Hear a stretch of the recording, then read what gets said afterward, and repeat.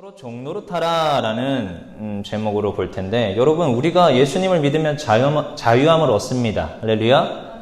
네, 그렇게 성경에서 이야기를 합니다. 모두가 갇혀 있다가 자유를 얻은 사람이다 라고 합니다. 율법의 얽매임에서 자유를 얻었고 죄의 종노릇에서 자유함을 얻었다고 합니다. 미움과 원망, 마음의 상처에서 자유함을 얻었습니다. 우리는 자유함을 얻은 사람들이에요. 자유함을. 근데요, 우리는 사실 무언가에 매여 있던 사람이라는 것을 기억을 해야 됩니다. 매였던 사람이 자유함을 얻는 거잖아요. 그러니까 이 말씀이 사실 갈라디아서인데, 이 갈라디아에서 복음을 듣는 현장에 있는 사람들은 누굴까요? 어떤 믿지 않는 이방인들과 그동안 예수를 알지 못하였던 유대인들, 이렇게 섞여 있겠지요. 그럼 섞여 있다면 이방인들은 물론 매여 있었으니까 이해를 할 겁니다. 자, 근데 유대인들은 뭐에서 자유를 합니까? 자기들은 하나님의 말씀을 알았고 그 말씀을 나름 철저하게 지킨다고 생각했던 사람들이에요. 근데 그 사람들은 무엇에서 자유하냐는 겁니다. 그러니까 이 말씀이 굉장히 이방인들에게는 들려졌을 때 그렇구나 깨달아지는 말씀으로 다가올 수 있어요. 하지만 유대인들에게는 굉장히 괴리가 있는 말씀으로 들릴 수 있다는 것을 기억하고 오늘 본문을 봐야 됩니다. 포로 생활하던 사람은 이 말씀이 이해가 되지요. 완전히 무언가에 휩싸여 있던 사람들, 다른 신을 섬기던 사람은 이해가 됩니다. 그렇지만 하나님 믿는 사람이 예수 그리스도 복음이 선포됐는데 야, 너는 매여 있다가 자유함을 얻었다는 것이 이해가 안 되는 것입니다. 지금 이 유대인들 입장에서는 그렇다는 겁니다. 이스라엘 백성들은 이 예수님의 이 말씀, 이 가르침을, 이 사도들의 가르침을 이해하기가 어려웠어요. 왜냐? 우리가 종노릇하던 것이 아니라는 거예요. 무슨 자유를 얻었다는 건지, 우리가 무슨 쇠사슬에 묶였다가 지금 자유함을 됐다는 건지 이 영적인 문제에 대해서 인지를 못하고 있더라는 거예요. 여러분, 우리는 이 신앙생활을 하는데 그냥 보여지는 현상을 보면 안 됩니다. 영적인 것들이라는 것을 염두에 항상 두셔야 돼요. 저희가 오늘도 이 금요 예배에 나오잖아요. 여러분, 금요 예배에 나오는 게 쉬운 줄 아십니까? 결코 쉽지 않습니다. 이 예배의 자리에 나온다는 자체가 어마어마하게 힘든 거예요. 초청잔치 이런 것 좀 한번 해보세요. 이번 주에 우리 그 중고등부도 초청잔치인데요. 이 초청잔치 한번 하면 그 한 영혼이 그 문턱을 지나서 예배당에 오는 게 얼마나 힘든지 아시지요? 근데 우리 믿는 이들도 수요예배, 물론 주예배까지는 괜찮아요. 수요예배, 금요예배 나오는 게 얼마나 힘든지 아십니까? 심지어 거기 가도 괜찮아요. 새벽 예배 나오는 게 얼마나 힘든지 아십니까? 여러분, 이건 영적인 문제라는 것을 잘 기억해야 됩니다. 그게 왜 힘드냐? 그냥 단순하게 내가 결단 안 해서 이렇게 쉽게 생각하면 안 됩니다. 굉장히 이것은 영적인 문제라는 것을 기억해야 됩니다. 우리가 자유한다고 말하는데 굉장히 많은 부분에서 무언가에 묶여 있습니다. 내가 교회 가서 예배 안 드리는 것 뿐이라고 하는데 사실은 못 드리는 겁니다.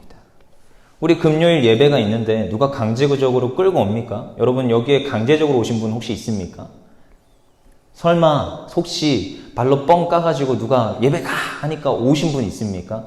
대부분 그렇지 않을 거예요. 사실은 오늘 이 자리에 나온 분들은 아마 마음에서 우러나와서 정말 기도를 사모하고 금요 철야를 사모해서, 물론 이 자리에 담임 목사님이 서 있을 줄 알았겠지만 갑자기 전도사님이 있어서 나가고 싶겠지만요. 네. 그렇지만 그럼에도 불구하고 뭔가 사모했기 때문에 이 자리에 나온 겁니다. 아멘. 말씀에 대한 사모함, 기대감, 그런 것들을 가지고 이 자리에 나왔을 거예요. 특히 금요철야 예배 같은 경우는 이 영적인 분위기가 충만한 예배이기 때문에 이 분위기가 어색한 사람들은 더 힘들어하는 예배입니다. 사실은. 그러니까 무언가가 지금 나를 이 예배 자리로 끌고 온다는 겁니다. 근데 못 나오는 사람들은 무언가가 방해를 하고 있다는 것을 기억해야 됩니다. 저희 아이들도 보잖아요. 저희 아이들도 예배에 나오는데요. 예배에 나오는데 그들의 가장 큰 소원은 뭐냐? 예배가 빨리 끝나는 거예요. 제가 맡고 있는 부서. 예배가 빨리 끝나는 겁니다. 근데 그들의 예배가 빨리 끝나서 뭐 집에 꿀단지가 있다는 것도 아니에요. 빨리 끝나서 뭐 단순하게 핸드폰으로 유튜브를 더 보고 싶다. 뭐 이 정도 뭐 소망밖에 없어요. 별거 없습니다. 엄마 아빠는 여기 와서 예배 드릴 거니까 난 저기 짱 박혀서 유튜브 보겠다라는 거죠. 유튜브는 또 뭐 보냐? 무인도에 표류하는 상어를 잡아가지고 먹는 뭐 이런 이상한 유튜브, 남의 가게에 침입해서 가게를 부수고 돈을 훔치는 유튜브, 물론 이건 짜여진 각본입니다. 요즘 굉장히 이상한 유튜브 영상들이 많아요. 지나가던 행인을 잡아다가 폭행을 해서 돈을 갈취를 하는 유튜브. 이것도 짜여진 각본이죠. 뭐 스님과 목사님이 있어가지고 둘이 막 만담을 일으키는 막 유튜브. 유튜브 틀면 그런 게 나와요. 그걸 보면서 막 낄낄낄낄낄낄 웃어요. 예배에 한 번도 집중을 못하는 애가 1시간 넘게 2시간 넘게 그걸 보고 있습니다. 예배에 와서는 몸은 와 있는데 마음은 그거에 가 있어요. 여러분, 이게 그냥 단순하게 예배를 드리기 싫다 이게 아니라는 거예요. 영적인 문제라는 것을 기억해야 됩니다.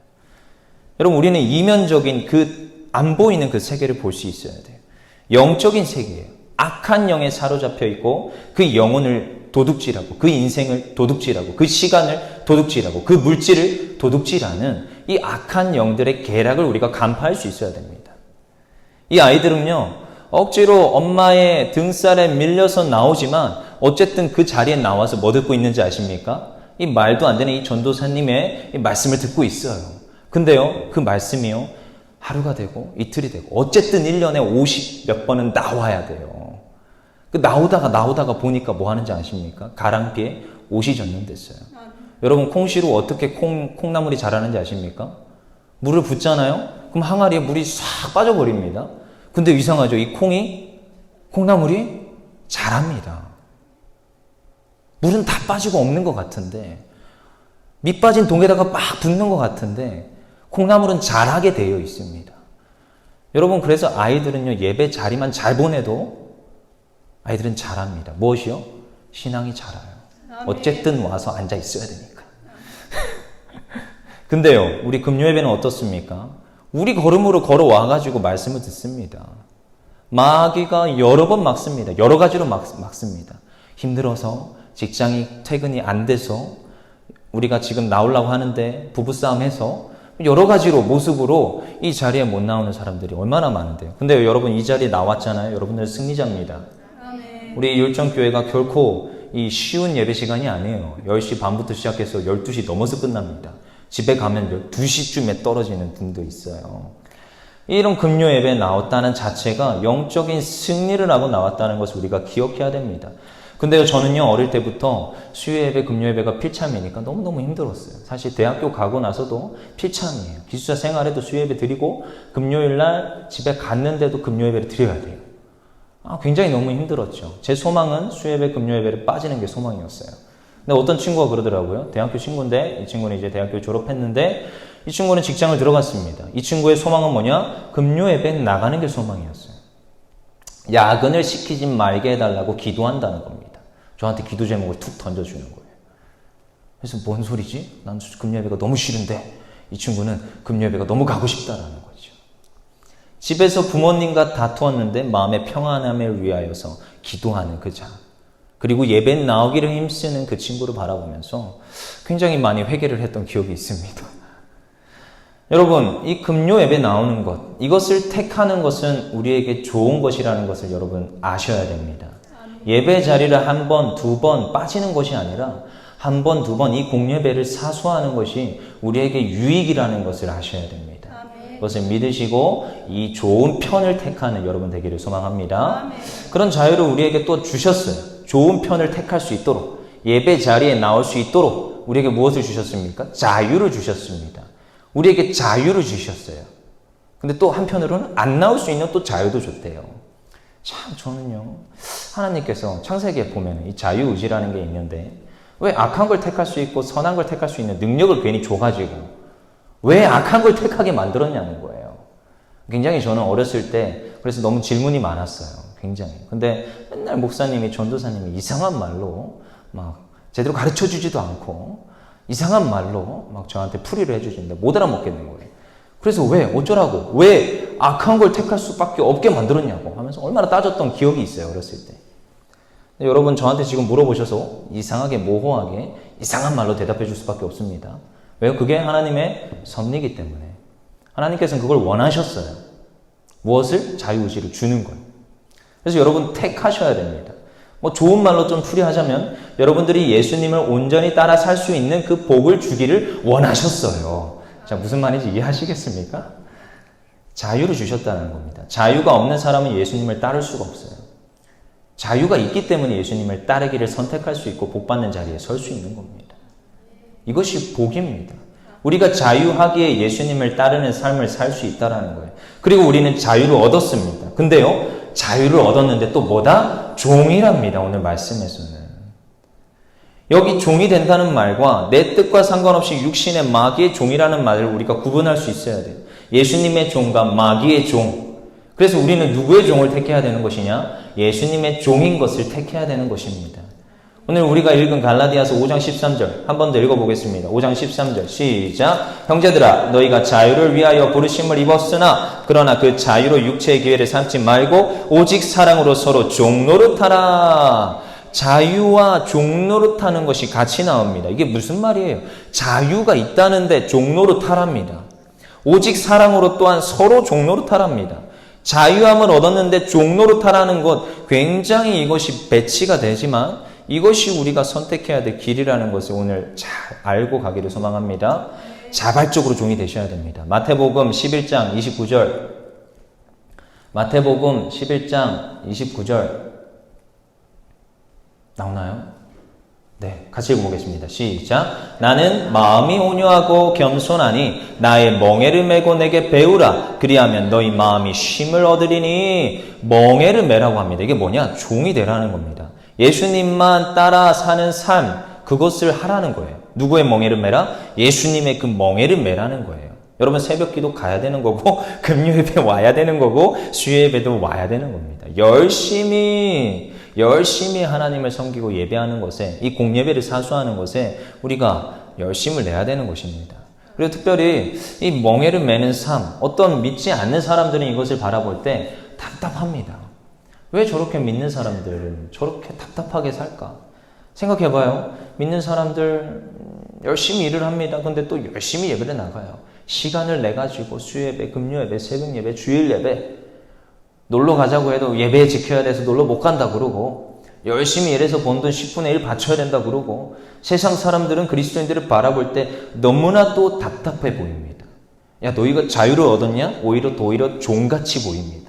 뭔가 더 매여서 사는 것 같고 교회만 쫓아다니는 삶인데 오히려 교회에 씌여가지고 교회에 매여서 사는 삶처럼 보이더라는 거예요. 하지만 우리는요, 예배에 나와서 기쁨으로 섬기고 기쁨으로 종노릇합니다. 이상하죠? 왜 그게 됩니까? 누가 내 안에 계시기 때문에? 성령 하나님께서 내 마음에 계시기 때문입니다. 답은 별거 없습니다. 섬기면서 기쁨으로 하는 사람이 있는데 섬기면서 너무 힘들어서 억지로 하는 사람이 있어요.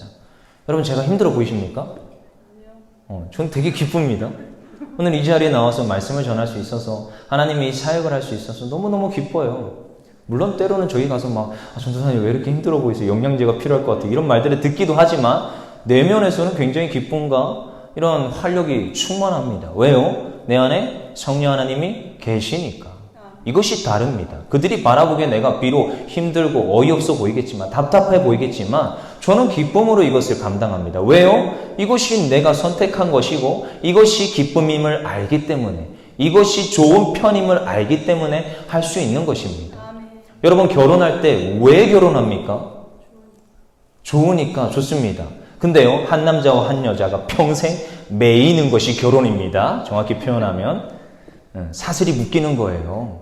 뭐적으로요? 합법적으로. 옛날에는 그 이상한 법이 있었잖아요. 간통, 죄.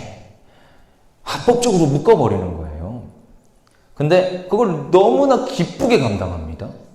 서로가 서로에게 종인데, 서로가 서로에게 복종하라고 하고, 서로가 서로에게 매인 관계인데, 기쁨으로 감당합니다. 왜요?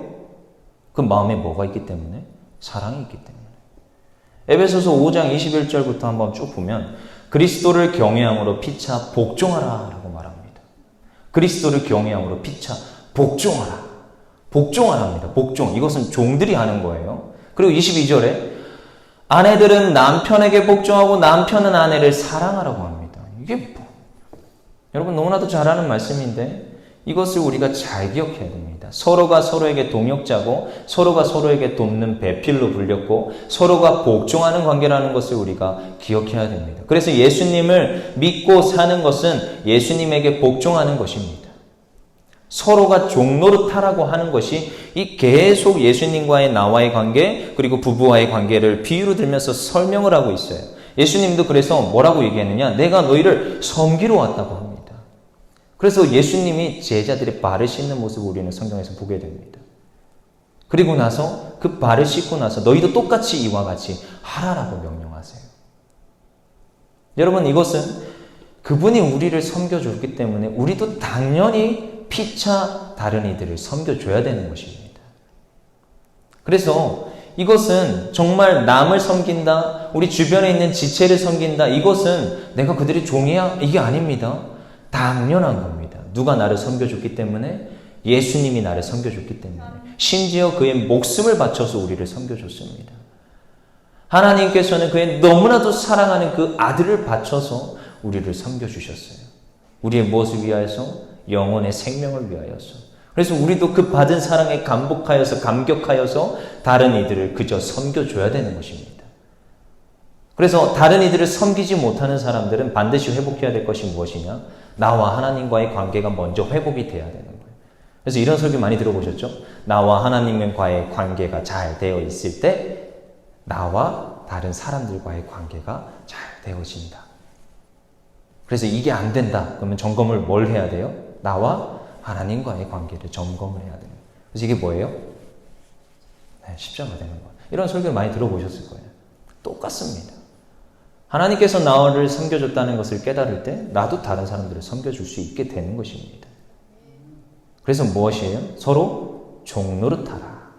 근데요, 이 가운데서 얼마나 기쁨이 있는지 해본 사람은 압니다. 진짜 해본 사람은 압니다. 내가 그를 섬겼을 때 그가 변화되고 그가 믿음의 고백을 할 때 그 감격과 감독은 얼마나 대단한지 몰라요. 이루 말할 수 없습니다. 그 사람이 변화되어지고 그 신앙으로 바로 서가는 그 과정을 바라볼 때 얼마나 뿌듯한지 몰라요. 섬김일을 이때까지 한 번도 안 하다가 한 몇 년 쭉 지나가지고 누군가가 저 사람을 잘 섬겨야겠습니다. 섬김이 한번 해보세요. 이렇게 권면을 했었어요, 제가. 그랬더니 그 성도님이 저희 가가지고 다른 성도님을 잘 이렇게 섬겼어요. 전 집사님이니까 당연히 많이 해본 줄 알았죠. 근데 나중에 보니까 거의 5년 만에 처음으로 섬김일을 해봤다는 거예요. 4주 동안 붙어가지고 섬김일을 해야 되거든요. 그 교회에 있을 때는. 근데 갑자기 그분이 저한테 한 3주차쯤 와가지고 고백을 하는 거예요. 자기가 이걸 처음으로 해봤는데 제가 이 섬김을 하면서 나의 신앙이 회복되어지고 내가 그동안 받은 그 섬김이 깨달아지고 내가 이 섬김을 다른 이에게 못 줬던 것이 한탄스럽고 후회스럽고 내가 그동안 신앙생활 잘못했구나 하면서 제 앞에 와가지고 막 자꾸 회개하고 너 감동받았다고 간증을 하는 거예요. 여러분, 그렇습니다. 섬김 하다가 이렇게 뒤집어지기도 하고 기쁨과 감격이 넘쳐나기도 하더라는 겁니다. 왜요? 내가 하나님의 사랑을 깨달으니까. 그의 섬김을 아니까 다른 이들을 섬길 수 있게 되더라는 것이죠. 그리고 이제 이것은 제가 얘기를 했지만 하나님과의 관계성, 하나님과 동행해야 되고 예수님과 동행해야 되는 것이 가장 먼저입니다. 이것이 먼저 돼야 돼요. 남을 잘 섬길 수 있고 남에게 서로 종노릇한다는 것은 하나님과 이 관계성이 잘 돼야 된다고 했습니다. 그래서 하나님과의 관계성을 어떻게 회복할 것인가? 그것은 굉장히 쉽지가 않습니다. 어떻게 보면 물론 말씀과 기도 좋습니다.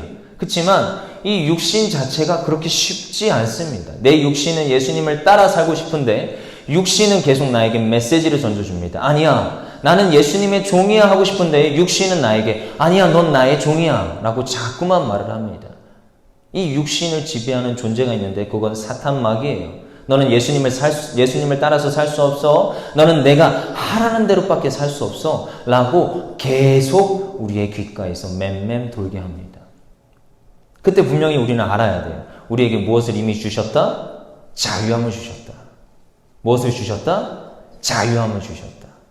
그래서 종노릇할 수 있는 것은 이 자유함을 깨달을 때 다른 이들을 섬기는 종노릇을 할 수 있습니다. 자유함을 주셨다라는 거예요. 자유함을 얻지 못하게 계속 사탄 마귀는 우리를 넘어뜨리게 되어 있습니다. 그 위대한 사도 바울도 이런 고백을 했어요. 우리 로마서 7장, 우리 한번 18절 봅시다. 로마서 7장 19절에 25절 저기 나오네요. 네, 한번 읽어보겠습니다. 시작. 내가 원하는 바 선은 행하나 아니하고 도리어 원하지 아니하는 바 악을 행하는도다. 만일 내가 원하지 아니하는 그것을 하면 그를 행하는 자는 내가 아니요 내 속에 거하는 죄니라. 그러므로 내가 한 법을 깨달았노니 곧 선을 행하기 원하는 나에게 악이 함께 있는 것이로다. 내 속사람으로는 하나님의 법을 즐거워하되 내 지체 속에서 한 다른 법이 내 마음의 법과 싸워 내 지체 속에 있는 죄의 법으로 나를 사로잡는 것을 보는도다. 오호라 나는 공고한 사람이로다. 이 사람의 몸에서 누가 나를 건져내랴. 우리 주 예수 그리스도로 말미암아 하나님께 감사하리로다. 그런즉 내 자신이 마음으로는 하나님의 법을 육신으로는 죄의 법을 섬기노라. 아멘. 이 위대한 사울조차도 이렇게 고백합니다. 안 넘어지는 게 도리어 더 이상한 겁니다, 여러분. 넘어지게 되어 있습니다. 우리가 육신을 덧입고 있는 동안 사도 바울조차도 아호라 나는 공고한 자로다 라고 고백을 하더라는 거예요. 마귀가 원하는 것은 믿음으로 선자를 넘어뜨리는 것입니다. 사탄 마귀의 계계가 거기에 있습니다. 우리를 자유한 자들을 자꾸 붙잡아서 야 너는 자유하지 않은 존재야 라고 이야기를 합니다. 진짜 주님의 그 자유를 우리가 붙잡아야 돼요. 그것은 무엇을 할 때? 내가 주님 안에, 주님이 내 안에, 내가 주님과 함께 죽을 때 가능합니다. 나는 아니야. 인간인 건요쌤은 그때 죽었어. 그때 꼼짝없이 너가 시키는 대로 했지만 이제는 예수님의 종이야. 예수님이 내 생명이야. 라고 담대히 선포할 수 있어야 됩니다. 내 육신은 이미 죽었고 그 육신을 누가 지배하니까? 마귀가 지배하니까. 내 육신은 죽었고 이제 나는 새 생명이 되었도다. 예수 그리스도의 그 이름으로 나는 다시 산 새 피조물이다. 이러한 고백이 우리 안에서 날마다 있어야 되는 거예요. 죄의 유혹이 옵니다. 육신의 생활을 우리를 사로잡습니다. 믿음으로 살고 싶은데 자꾸만 죄의 이 고백 가운데서 우리를 넘어뜨리고 자꾸만 우리를 해방되지 않은 것처럼 자유가 없는 것처럼 우리에게 말을 해주죠. 여러분 이것으로부터 자유해야 됩니다. 미국에서요 흑인이 해방됐어요. 이 흑인들은 한동안 노예에서 벗어났는데 분명히 해방 선언을 딱 했어요. 합법적으로 야 너네들은 이제 노예가 아니라 이제 일반 백성이다. 분명히 합법적으로 선포를 했는데 이상한 일이 벌어집니다. 미국에서 이제 이 흑인들이 해방됐으면 일반적인 백성이 된 거잖아요. 근데 그 노예들이 여전히 그 노예에서 벗어나지 못하더라는 거예요. 왜요? 어떤 집에서 허드렛 일을 하던 노예였어요. 야 이제 너는 저기 밖에 가서 넌 자유롭게 살 수 있어 했더니 그들이 가진 게 있어요 없어요? 아무것도 없던 거예요. 그래서 이제 나가 했더니 이 노예가 도리어 뭐라고 얘기하느냐? 아, 전 노예가 아니지만 저를 노예로 써주십시오. 이상한 기이한 현상들이 이 미국 노예 해방 때 일어났다고 역사는 기록하고 있습니다. 그리고 우리나라도 똑같은 현상이 일어났어요. 우리나라도 노비제를 없애기 위해서 이 조선시대에 얼마나 많은 노력들이 있는지 모릅니다. 정조 때부터 노비제를 완화하고 서울제도를 다 이렇게 완화시키고 실력 중심으로 등용을 하게 하지요. 그리고 그 노예제도, 노비제도가 언제 없어지냐? 개화기에 접어들면서 갑오개혁 때 없어집니다. 그리고 이제 딱 공고문을 붙이죠. 이제 더 이상 우리 조선 땅에는 노비와 노예가 없다!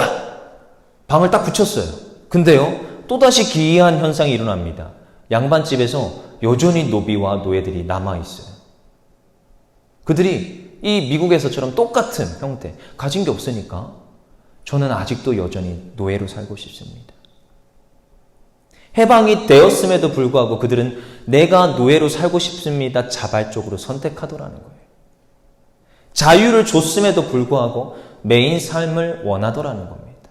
이게 딴 나라, 이웃 나라 이야기가 아니라 미국과 우리나라에서 있었던 역사적 사실입니다. 법은 실현되었고 이미 법은 선포가 되었습니다. 그렇지만 여전히 그 삶은 적용되어지지 않는 이상한 광경이, 이상한 이 괴리적인 시간들이 펼쳐지더라는 것입니다. 여러분 우리의 신앙생활에도 혹시 그런 게 있지 않습니까? 죄로부터 이 매임에서부터 우리는 자유했다고 선포되어졌습니다. 누구를 믿음으로 고백할 때? 예수 그리스도를 믿음으로 나의 구세주로 고백할 때 우리는 죄로부터 자유한 것입니다. 근데 여전히 우리의 삶 속에서 왜 자꾸만 죄에 매여 있고 죄에 매인 삶을 선택을 하는지 우리들은 잘 돌아봐야 됩니다. 그것이 왜 그렇습니까? 예수 이름으로 해방되었는데, 이미 성취되었는데 왜 자꾸만 그것을 선택을 하는 우리의 모습이 있는지 우리 잘 생각해 봐야 됩니다. 고린도후서 5장 17절에서 뭐라고 얘기합니까? 우리 같이 읽어보겠습니다. 시작. 그런즉 누구든지 그리스도 안에 있으면 새로운 피조물이라. 이전 것은 지나갔으니 보라 새 것이 되었도다. 이 믿음의 선포를 여러분 하시기를 간절히 소망합니다. 그런즉 누구든지 그리스도 안에 있으면 새로운 피조물이라. 이전 것은 지나갔으니 보라 새 것이 되었도다. 할렐루야. 여러분은 보라 새 것이 되었습니다. 주님은 우리를 새로운 피조물이라 말씀하십니다. 너희는 이전에 매여있던 노예 신분이 아니라 너희는 내가 선택한 하나님의 백성이여 하나님의 자녀여 나의 자녀다라고 선포하는 것이 하나님이시라는 것입니다. 그래서 우리는 그것을 깨달아야 됩니다. 여러분 혹시 이 시간에 부모님께 받은 상처 있지 않습니까? 주변 사람들에게 받은 상처 있지 않습니까? 또 어떤 이는 어릴 때 받았던 선생님으로부터 받은 상처도 있다고 합니다. 그리고 믿었던 어떤 사람에게 발등 찍혀가지고 받은 상처가 있다고 합니다. 그리고 사랑하는 친구에게 받은 상처가 있다고요. 여러분 그것 때문에 이 상처들이 우리를 올가매고 있는 것은 있지 않습니까? 혹시 염려와 걱정과 근심의 구렁텅이에 빠져 있는 사람은 없습니까? 그것은 다 무엇입니까? 매여 있는 것입니다. 우리를 죄로부터 해방하였다 선포하는 말씀 가운데 있는데 우리는 자꾸만 그것에 매여 있기를 힘씁니다. 상처에 올가매어져 있고 과거의 잘못과 상처에 여전히 매여 있고 나의 자녀와 나의 문제와 나의 염려와 나의 불안과 그것들에 여전히 묶여 있더라는 것입니다. 그것은 누가 선택하고 있습니까? 여러분? 하나님께서 우리에게 자유의지를 주셨습니다. 자유를 선택할 것이냐 매인 것을 택할 것이냐. 이미 선고된 자유가 있는데도 불구하고 여전히 노예 신분을 택하는 이들이 있더라는 것입니다. 하나님께서는 성취하셨습니다. 할렐루야. 이미 우리를 자유하게 하셨습니다. 그것을 믿으시고 결단하시고 그 자유의 삶을 누리기를 소망합니다. 이럴 때 우리들은 날마다 더 잘 되어지는 것입니다. 우리 인생이 잘 되어지고 우리 주변 사람들을 더욱더 용서하고 그 사람들과의 관계들이 날마다 회복되어지는 것입니다. 근데요, 그 용서와 그 잘못들을 잘 이렇게 용서하고 관계가 회복되어지는 그 가운데서, 그 상황 가운데서 참 어려운 것들이 많이 있습니다. 왜냐? 그것은 실질적인 문제이기 때문에. 여러분, 얼마 전에도 제가 수요예배 때 보니까 이 속건제에 대해서 막 설명을 하시는데 그 미랄이라는 영화에 대해서 살짝 얘기를 하더라고요. 저도 그 미랄 영화를 처음 보면서 충격을 먹었습니다. 굉장히 충격을 먹었었어요. 어떻게 저럴 수 있을까? 그 스토리 본 사람들은 아시겠지만 그 여주가 나중에 하나님을 정말 믿고 이제 내가 저 죄인을, 나의 아들을 죽인 저 죄인을 용서해야겠다 해서 교도소에 가잖아요. 근데 충격적인 거예요. 자기가 용서하러 왔는데 이 사람은 이미 하나님 앞에 용서받았다고 말을 하더라고요. 전 그걸 보고 너무 충격을 먹었습니다. 그래서 그 영화에서부터 출발한 게 뭐냐? 교로 이런 것들이 자꾸 만들어지는 거예요. 이게 무슨 소리냐? 저 지금 상처받아서 아파하는 사람이 있는데 이 죄인은 지금 하나님 앞에 용서받았으니까 끝났다고 말하잖아요. 근데 속건제는 그렇지 않다라는 거예요. 하나님께도 죄사함 받는 제사, 제물을 드려야 되지만 누구에게도 또 보상을 해야 돼요? 상처받고 피해받은 사람한테도 보상이라는 것을 해야 됩니다. 그들에게도 용서를 받아야 되는 거예요. 하나님께서는 철저합니다. 너희가 마음이 어려우냐? 그러면은 해가 지기 전에 나가서 형제와 화해하고 돌아오라고 했어요. 그 정도로 성경에서는 철저합니다. 굉장히 많은 부분에서. 오늘도 그래요. 이게 서로 종노릇해야 되고 관계가 회복돼야 되고 자유함을 누려야 되는데 실질적인 그 상처들을 회복을 해야 되는데 이 회복에 대한 문제들이 우리한테 걸려 있습니다. 걸려 있어요. 그리고 특별히 고린도 교회나 이 갈라디아 이렇게 글을 쓰는 이런 모든 그 상황들에는 어떤 문제들이 많이 걸려 있어요. 특별히 이제 율법과의 이제 부딪히는 모순들이 많아서 이제 유대교인과 이방인들 간의 싸움이 일어나는 거죠. 그래서 고린도 교회에서 대표적으로 재물, 우상 앞에 베풀었던 그 재물을 먹을 것이냐 말 것이냐. 그것이 굉장히 관건이었단 말이에요. 그래서 그것에 대한 사도 바울의 대답들이 막 이어지는 거죠. 그러면서 얘기를 하는 것이 무엇이냐? 야, 그게 중요하냐는 거예요. 너희가 믿음 연약한 자를 바라봐야 되는 것이고, 믿음 연약한 자들은 천일 안 먹는 걸 택하는 게 맞는 것이고, 그리고 실제로 그걸 먹어도 상관은 없지만 믿음 연약한 자들이 그걸로 인하여서 시험에 들면 안 먹는 게 낫다. 거기서 핵심이 뭔지 아십니까? 서로 종노릇하라는 거예요. 서로 이해해주고 사랑으로 보듬어 주라는 것에 있습니다. 굉장히 많은 부분에서 이 바울은 무엇을 얘기하느냐? 사랑을 얘기합니다. 사랑. 서로가 분을 내지 말고 서로가 사랑으로 품어주라는 것을 강조를 합니다. 그리고 사람들을, 연약한 자들을 세워주라고 얘기합니다. 특별히 덕을 세우는 것에 힘쓰라고 합니다. 여러분, 저도 어쩔 때는 저를 이제 좀 경험하신 분들은 알 거예요. 저는 직설적입니다. 뭔가 문제가 있어요. 그 자리에서 풀고 지나가야 돼요. 그래서 그걸 빨리 해결하는 게 좋습니다. 근데요, 많이 순화돼가지고 요즘은요, 참고 지나가는 경우가 많은 편입니다. 네. 근데도요, 덕을 세우기 위해서 참아야 되는 겁니다. 인내가 필요합니다. 리더자들은 특별히. 그리고 앞에 세워진 이들은 더 그렇지요. 그리고 특별히 성경에서는 무엇이라고 얘기하느냐? 화를 내지 말라고 합니다. 덕을 세우고 사랑으로 품어주는데 그것의 걸림돌이 또 뭐가 되느냐? 화라는 것이 있는데 에베소서 4장 26절 27절 분을 내어도 죄를 짓지 말며 해가 지도록 분을 품지 말고 마귀에게 틈을 주지 마라. 화를 내지 말랍니다. 화를. 관계에서 대부분이 어그러지는 이유가 어디 있는지 아십니까? 논리적으로 잘 조곤조곤 얘기하면 좋겠는데 화라는 게 섞이게 되어 있습니다. 욱하게 되어 있어요. 그러다가 관계가 깨어집니다. 그리고 상처를 주게 되고 실족하게 됩니다. 남을 판단하고 정죄하는 게 아니라 그들을 날마다 세워주고 사랑으로 품어줘야 되는 것이 우리의 역할입니다. 그리고 그 화를 내는 것은 또 누구의 도움이 되느냐? 마귀의 도구가 됩니다. 보세요. 에베소서 4장 26절 27절 너희가 분을 품지 말고 마귀에게 틈을 주지 말라. 분을 품는 게 누구에게 틈을 주는 거예요? 마귀에게 틈을 주는 겁니다. 화를 내고 사랑을 깨뜨리고 공동체를 깨뜨리는 것. 그건 누가 원하는 건지 아십니까? 사탄 마귀가 원하는 겁니다. 내가 대화한 와중에 대화하고 어떤 사람과의 관계를 맺는 와중에 화를 내고 있다. 잘 생각해 하셔야 됩니다. 영적인 문제구나. 지도해야 될 때 있습니다. 옳은 말을 해야 될 때 있지만 옳은 말을 하라는 거지 화를 내라는 게 아닙니다. 그래서 우리는 무엇을 해야 되느냐? 이 상처를 회복해야 되는 것이고 관계를 회복해야 되는 거예요. 특별히 관계를 회복하는 것은 무엇으로 회복할 수 있습니까? 그리스도의 사랑으로 우리가 회복할 수 있는 것입니다. 고린도전서 8장 1절에 2절 우상의 재물에 대하여는 우리가 다 지식이 있는 줄을 아나 지식은 교만하게 하며 사랑은 덕을 세우나니 만일 누구든지 무엇을 하는 줄로 생각하며 아직도 마땅히 알 것을 알지 못하는 것이라. 지식을 말하는 것이 아니요 그를 가르치는 것이 아니요 덕을 세우라 얘기하고 있습니다. 그것이 공동체를 섬기는 것이고 그들을 섬겨서 세워주는 것입니다.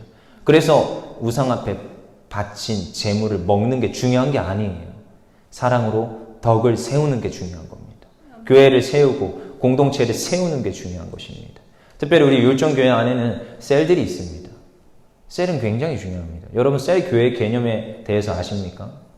저 중국에는 셀 교회들이 많습니다. 지하교회를 숨어든 셀 교회. 그래서 어떤 이들은 이렇게 표현합니다. 우리 대한민국은 수박통 교회다. 이렇게 얘기를 합니다. 그리고 중국에 있는 모 지하교회들은 콩자루 교회다. 이렇게 설명을 해요. 여러분 이 얘기가 뭔지 아십니까? 수박통. 수박은 떨어지면 어떻게 되는지 아십니까? 깨어집니다. 그러면 그 수박 어떻게 되는지 아십니까? 못 먹습니다. 말아버리게 되어 있습니다. 흩어지게 되어 있고 폐기 처분하게 되어 있습니다. 근데요, 콩자루를 탁 떨어뜨렸습니다. 콩들이 다다다다 흩어지죠. 근데 이 콩들이 다 어디 가서 땅에 들어가서 비가 오면 어떻게 되는지 아십니까? 싹을 틔웁니다. 그리고 또다시 콩자루를 만듭니다. 굉장히 좀 이런 얘기를 들으면서 굉장히 많은 것들을 생각하게 됐었어요. 셀 교회가 어떤 개념인지 아십니까? 셀 교회는 콩자루 교회입니다. 콩자루 교회. 여러분, 이 어려운 와중에, 이 어려운 시국에도 우리가 이 대예배를 하고, 그리고 따로 모여서 우리가 셀 모임들을 가지고, 물론 셀 모임들도 거의 폐했지만 따로따로 다 연락하면서 유기적으로, 조직적으로 서로 권면할 수 있었던 이유가 뭔지 아십니까? 셀 교회이기 때문입니다. 셀 교회는 흩어져도 교회입니다. 굉장히 중요합니다. 그래서 셀이 잘 돼야 교회가 잘 됩니다. 그래서 셀에서 권면의 말이, 덕을 세워주는 말이 넘쳐나야 교회가 잘 되게 되어 있습니다. 이건 철칙입니다. 철칙. 이러한 것들을 잘 이해할 때 우리가 정말 사랑으로 교회를 세워갈 수 있다는 것입니다. 여러분, 우리가 처음에 얘기했지요. 우리 13절, 갈라디아서 5장 13절, 막 다른 데 돌아다니다가 자꾸 본문을 잊어버리면 안 됩니다. 갈라디아서 5장 13절, 형제들아 너희가 자유를 위하여 부르심을 입었으나 그러나 그 자유로운 육체의 기회를 삼지 말고 오직 사랑으로 서로 종노릇하라. 이 종노릇에만 자꾸 포인트를 맞추지 말고 사랑으로 종노릇하는 것입니다. 자유함을 누리는 공동체이되 서로 사랑으로 종노릇하며 섬겨주고 세워주는 것입니다. 그것이 진정한 교회로 세워져 가고 든든히 세워져 가고 더욱더 커가고 하나님 앞에 쓰임받는, 세계적으로 쓰임받는 교회로 되는 것입니다. 여러분, 부부가 살다가 보면 힘든 일을 많이 겪고 서로가 너무 서로에게 힘들 때가 있어요. 그리고 싸우기도 합니다. 그리고 이 부부가 서로의 사진을 꺼내 본답니다. 그리고 남편은 아내의 사진을 꺼내 보면서 이렇게 얘기한대요. 내가 이 사람하고도 사는데 세상에 못할 일이 어디 있나. 실제로 그런 사람이 있대요. 그리고 아내도 남편의 사진을 딱 꺼내보면서 내가 이런 사람하고도 사람을 만들었는데 세상 못할 일이 어디 있나. 이런 얘기를 한답니다. 여러분, 근데 이게 답이 아니라는 거예요. 이런 사람하고도 사는데 세상에 못할 일이 어디 있나. 이게 아니라 예수 그리스도가 우리에게 해결책이 되어줘야 되는 것입니다. 사랑으로 회복하라는 것은 무엇이 먼저 사랑이 되어야 되느냐? 예수 그리스도와 나와의 사랑이 먼저 회복이 되어야 됩니다. 계속 똑같은 얘기 같지만 예수 그리스도와 나와의 사랑이 되었을 때 나와 교회와의 사랑, 나와 셀가족과의 사랑, 나와 내 이웃과의 사랑이 되어지는 것입니다. 내가 그분의 종이 되었을 때 내가 다른 사람들을 섬기는 서로 종노릇하게 되어 있고 내가 교회를 섬기는 교회의 종노릇하게 되어 있는 것입니다. 나와 하나님과의 관계에 먼저 집중해야 되는 것입니다. 나는 새 피조물이야. 이것을 선포하시기를 간절히 소망합니다. 혹시라도 나를 지배하시는 분이 사탄 마귀입니까? 그럴 리가 없습니다. 나를 지배하시는 분은 오직 살아계신 예수 그리스도 한 분임을 믿습니다. 하나님께서 나를 통치하시고 나를 자녀 삼아지고 야, 너는 나의 자녀야. 내가 너를 새 피조물로 만들었어 라고 지금도 말씀하시는 줄 믿습니다. 예수 그리스도 안에서 다 지나갔습니다. 나는 새로운 피조물이라. 이것을 선포하시고 교회를 세우고 셀을 세우고 가족을 세우고 나의 사업장을 세우고 내가 가는 곳곳마다 하나님의 자유를 선포하는 하나님의 백성들 되기를 간절히 소망합니다. 제가 신학생 때였어요. 그때도 저는 이 죄에 사로잡혀 있었습니다. 공부를 하다 보니까 하나님의 말씀을 알다가 보니까 자꾸만 죄에 사로잡혔습니다. 여러분 아시죠? 이런 말 듣지요? 내가 하나님의 말씀을 알면 알수록 자꾸만 내가 죄인인 걸로 한다. 여러분, 그것은 정확히 얘기하면 요만큼 간 거예요. 제가 근데 그때 그 상태였어요. 신학생 때. 그러고 나서 기도실에 가서 하나님 앞에 너무나도 회개를 했습니다. 저는 죄인입니다. 죄인입니다. 물론 지금도 죄인입니다. 고백을 합니다. 근데 그때는 그게 너무나도 휩싸여 있었어요. 내가 죄인이구나. 죄에 막 매여가지고 나의 그러한 모든 상태, 부모님의 말을 안 듣고 공부를 똑바로 안 하고 이런 게 죄라는 거예요. 저한테는. 네. 가다가 누구한테 악한 말을 하고 상처를 주고 이 죄에 사로잡혀가지고 그날 한참 기도했어요. 오전에 수업을 땡까고. 그러면서 채플이 11시였는데 채플에 딱 가는 거죠. 근데 채플에 딱 들어갔는데 찬양이 딱 울려 퍼지는 거예요. 찬양이 울려 퍼졌습니다. 여러분 그런 찬양 아십니까? 그럼에도 불구하라는 찬양. 마음속에 어려움이 있을 때, 이 찬양 아십니까? 마음속에 어려움이 있을 때, 마음속에 어려움이 있을 때 주님 날 자녀 삼으시네. 그럼에도 불구하고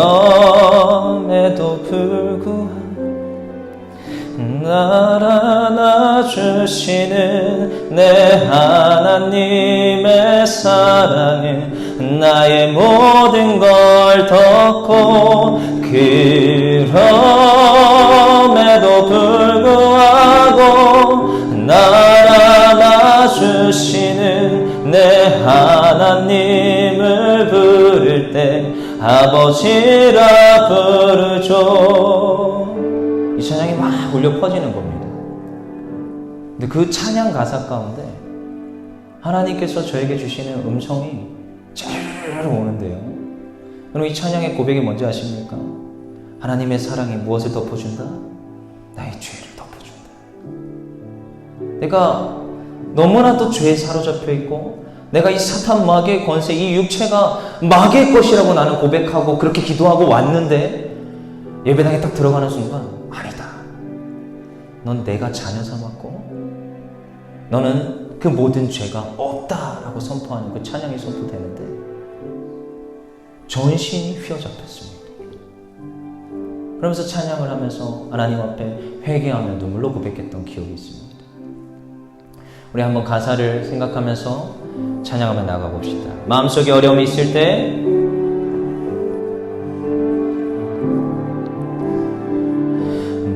마음속에 어려움이 있을 때, 마음속에 어려움이 있을 때, 마음속에 어려움이 있을 때, 주님 날 먼저 안으시네. 그럼에도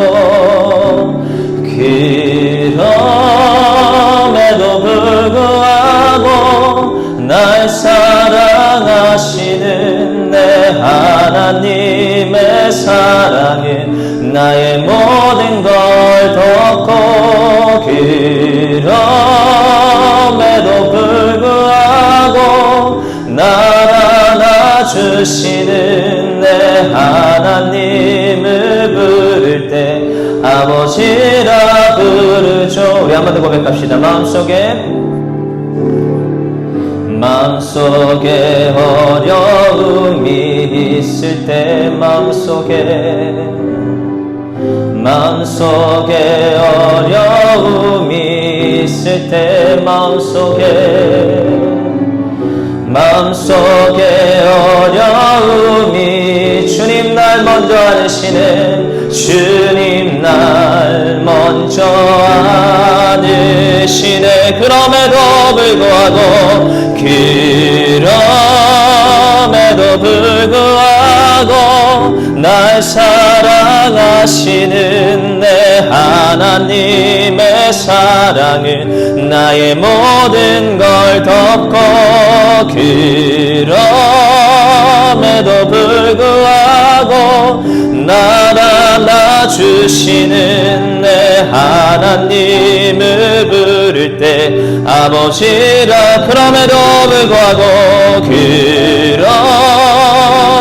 불구하고 날 사랑하시는 내 하나님의 사랑은 나의 모든 걸 덮고, 그럼에도 불구하고 날 안아주시는 내 하나님을 부를 때 아버지라 부르죠. 우리 시간 기도하기 원합니다. 하나님, 우리가 하나님께 얻은 모든 교우와 관계들, 하나님 우리 주변에 받은 모든 상처들이 회복되길 원합니다. 하나님, 우리가 악한 마귀의 죄의 사슬로부터 매이는 삶이 아니요 하나님 앞에 자유를 누리는 삶이 되게 하여 주시옵소서. 날마다 하나님의 사랑으로 거룩하여 되며 하나님의 사랑으로 이 자유를 누리는 하나님의 백성들 되게 하여 주옵소서. 우리 다시 동서로 기도하며 나아갑니다.